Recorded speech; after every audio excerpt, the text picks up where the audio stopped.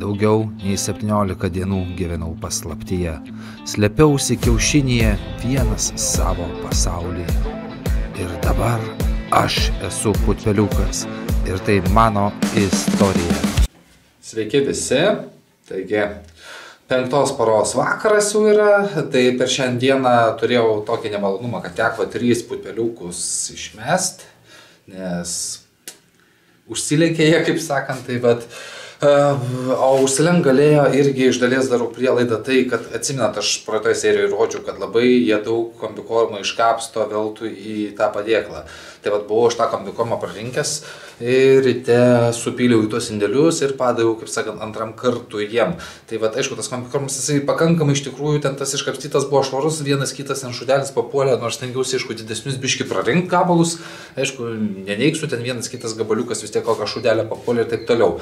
Nu tai va, tai nežinau, darau tokią prielaidą, kad gali būti, kad galėjau užleisti ir kokio to šudelio, kaip sakant, esančio kombikorme. Nors, kaip ir tikiuosi, kad paukštis nėra toks jau durnas ir savo šūdą nelės, bet aišku, negali visada būti garantuotas dėl ko.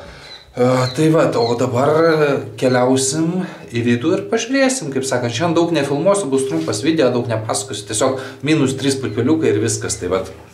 Ir parodau, kaip jie laikosi, kaip gyvena, kilimėlis jau pakankamai yra apterktas kraiku, tai va jau rytoj planuoju tą kilimėlį šalinti velniop, kad jam būtų, kaip sakant, patiems geriau, švariau, mažiau viso ten amoniako visokio ir taip toliau, vienu žodžiu, kad jam būtų švaresnis, geresnis oras. Tai va, o dabar keliaujam į vidų.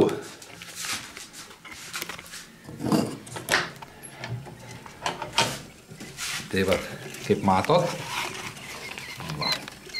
kombikormą buvau aš po darbo grįžęs jiems padavęs, bet tiesiog per pietus. Po darbo aš dabar pasiruošiau, prisimaliau, bet sakiau, duosiu biškį vėliau, taip jie biškį geriau dar prales, mažiau iškapstis čia.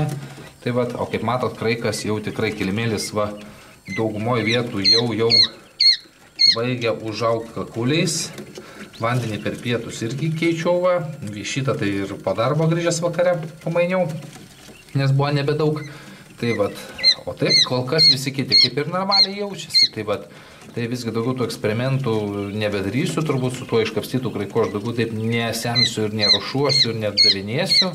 Tai vat, nes kažkaip tai taip labai įtartina. Aišku, suprantu, kai buvo ten šitie suktais kaklais, tai įtariu, kad ten, kaip sakant, yra normalu, kai ten vienas kitas toksai, būdamas ne visai sveikas, kaip sakant, numiršta putpeliukas, bet kada taip lik ir iš pažiūros radau tuos, kurie turėjo būti sveiki, tai kažkaip įtarimo kelia. Ir visgi aš su to kombikormu, kad jau ir jie ten išbarstis ten vieną kitą 100 gramų to kombikormo, gal aš jau nebebandysiu ten eksperimentuoti ir atgal jau nebesukasinėsiu ir nedėsiu jiem iš šėryklas, jau tiek to. Kaip sakant, nurašysim prie nedėlių nuostolių, nes kai pradeda klysti, tada irgi kitasyk sunku suprasti nuo ko. Tai va, tai dar, kaip sakant, tegul jie biškai pabūna. Dar čia čiut lesyklose to normalus kombikormo yra, tai va, tegul dar prasilesa. Ir tada vėliau, už poros valandų aš jiem užpildau nakčiai viską, patikrinu, kiek ten vandens panašiai lygia ir palieku juos nakvoti. Tai va, o taip gyvena jie kol kas taip.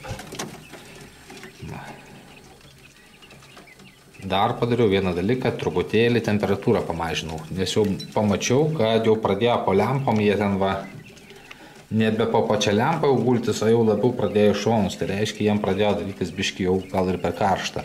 Tai va, kai temperatūrą šiek tiek ant lempos reguliavimo to pamažinau, tai dabar vėl jie jau iš kampų, kaip sakant, iš šonų suėjo po lempą.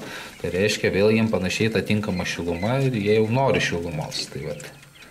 O tada, kai buvau per pietus kažkada pažiūrėjau, tai žiūriu, jau ten palei tą kraštą jau ten prigulę, o po pačiu lempą jau niekas nebeguli. Tai vat, tokie pakeitimai, vienu žodžiu, kaip sakant, nusimetė šiek tiek elektros, nusimetė šiek tiek temperatūros. Paeksperimentavau su kombikormu, -3 putpeliukai, tai vat visko gali būti. O gal čia iškrito patys paskutiniai kokie silpniausi, kur jau buvo. Gal irgi juos, kaip sakant, nutrypė, nes šitie jau tikrai aktyvūs, stiprus bėga, šoka, duodas. Galėjom aš tuos silpnesnius jau jauniausius kokius ir, kaip sakau, ir užmušyti. Tai vat, nes pas juos irgi konkurencija didelė, bėgimas didelis, jeigu tik tai kuris silpnesnis, lėtesnis. Taip, ir konkurencijos gali net laikyti. Tai šiandien tokia 5 diena. Rytoj bandysim išiminėti kilimėlį ir duoti lakstyti jau per didesnės grotas jiem. Iki, spaudžiam laiką, prinoti kanalą ir žiūrim, kaip toliau auga. Iki.